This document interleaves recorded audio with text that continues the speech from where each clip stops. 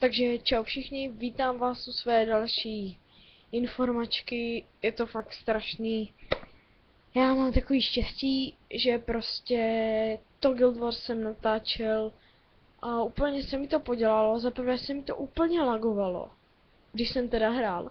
Hrál jsem s Wordíkem a prostě to bylo úplně podělaný. Výslovně podělaný. Takže já fakt nevím, zabíral to, ještě se mi úplně sekl počítač, takže fakt zkusím to ještě jednou, ale teď nevím z čeho točit, to je ta otázka.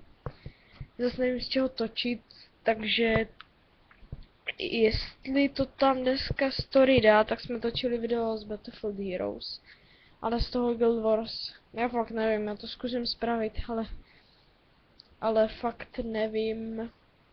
Možná, že by točil Wordík, tak by to šlo, ale jinak fakt nevím. On má přece jenom výkonnější počítač, takže možná to uděláme takhle.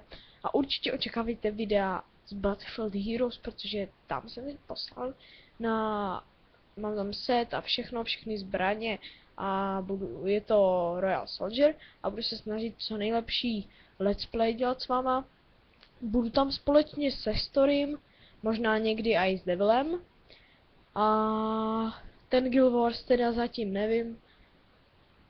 Je to prostě dost blbý a co dodat, no. Tak já se omlouvám a zatím čau u dalšího let's play.